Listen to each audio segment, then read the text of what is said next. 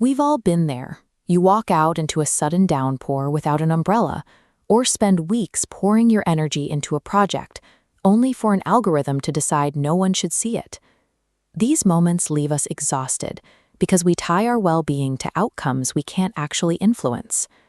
We've built a habit of measuring our success by wealth, status, or digital metrics, external forces that can vanish in an instant.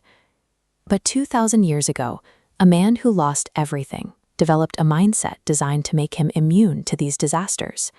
It functions like a mental cheat code for navigating the unexpected.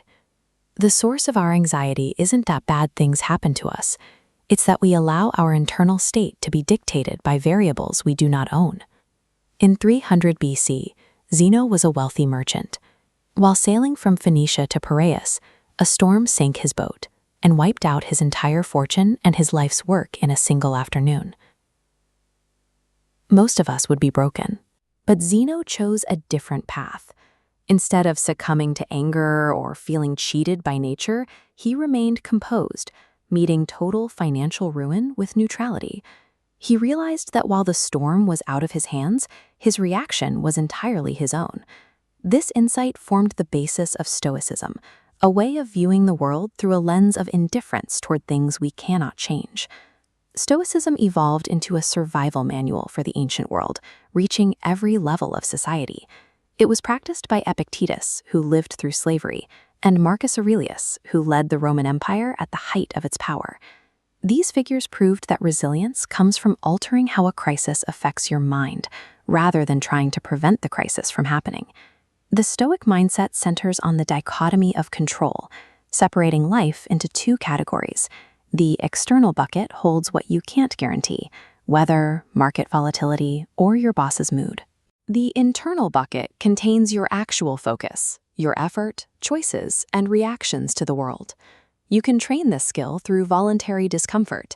By taking cold showers, sleeping on the floor, or eating simple meals, you teach your brain that it can survive and even flourish without luxury. This practice unbinds you from the pressure of constant consumerism. When you know you can survive with less, external validation loses its power over you. The system runs on 4 pillars: wisdom, to tell internal from external; courage, to persist; temperance, to practice moderation; and justice, to act for the good of others. For a modern test of these pillars, look at Nelson Mandela's survival during the era of apartheid. He faced a system designed to strip away his humanity and control every second of his existence. Mandela spent 27 years in prison. During that time, he studied the meditations of Marcus Aurelius, using those Stoic principles to maintain his mental autonomy while his physical freedom was gone. When he was released, Mandela chose reconciliation over retribution. He worked with his former captors to build a unified nation, refusing to let the decades of injustice dictate his future actions. He couldn't control his imprisonment, but he exercised absolute control over how he emerged from it. That response changed the course of history. This ancient logic serves as the framework for modern, evidence-based practices like rational emotive behavioral therapy, or REBT. REBT helps people identify self-defeating thoughts and challenge them with logic. When you realize a negative thought is based on an external factor you can't change, you can replace it with a more productive belief. This ancient logic also informs logotherapy, a psychological approach founded by Viktor Frankl.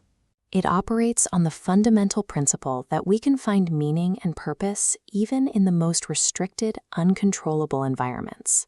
Rewiring your brain to prioritize internal value over external results takes practice, but over time, it creates a deep sense of fulfillment that isn't dependent on luck or the whims of others.